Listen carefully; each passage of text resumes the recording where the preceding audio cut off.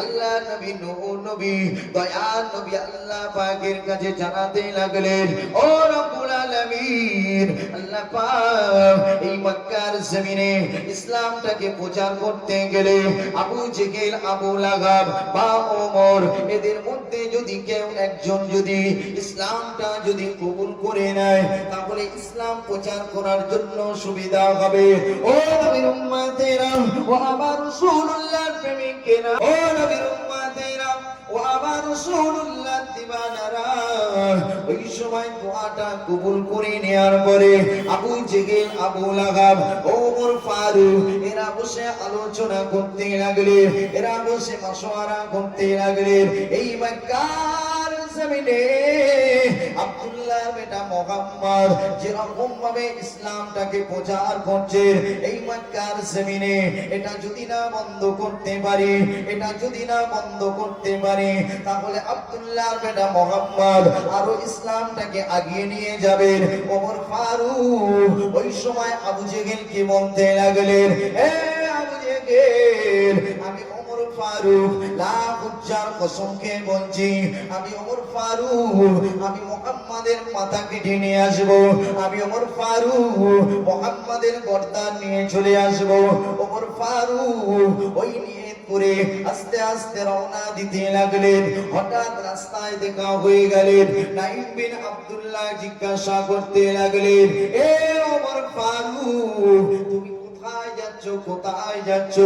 ওমর ফারুক বলতে লাগলেন, এ নাঈম বিন আব্দুল্লাহ, আমি আব্দুল্লাহর বেটা মুহাম্মাদের আমি মাথা কাটতে যাচ্ছি। আব্দুল্লাহর বেটা মুহাম্মদ ইসলামটাকে প্রচার করতে যে, ও নবীর উম্মতেরা, ও আমার রাসূলুল্লাহর প্রেমিকেরা, ও নবীর আশিকেরা, ওই সময় ওমর ফারুককে বলতে লাগলেন, এ ওমর, তুমি পরে গিয়ে মাথা কাটবে, তুমি পরে গিয়ে আব্দুল্লাহর বেটা মুহাম্মদকে ধরবে। এ ওমর, তোর বাড়িতে চলে যা, তোর বোনের বাড়িতে চলে যা, তোর বোন, তোর বোনাই তারা কলেমা পড়ে মুসলমান হয়েছে।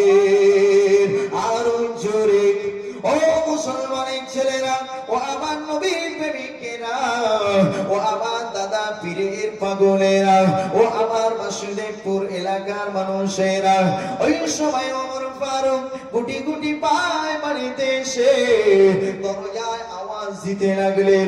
দরজাটা খোলার পরে দেখে ওমর ফারুকের বোন, ওমর ফারুকের বোনাই কুরআন শরীফ তেলাওয়াত করতে লাগলেন।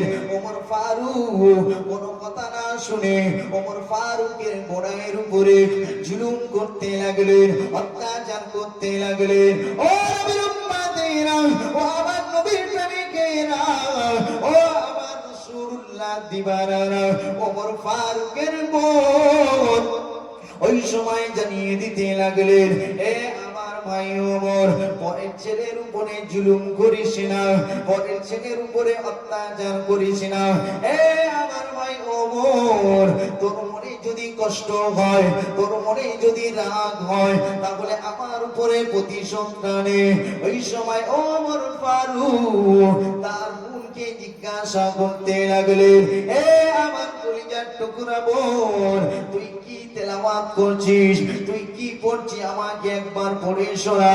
ওমর ফারুকের মন জানিয়ে দিতে লাগে, এ আমার ভাই, এটা হলো এমন একটা কিতাব, এটা হলো পবিত্র কোরআন শরীফ, তুমি পাক হয়ে চলে এসো, উযু করে এসো।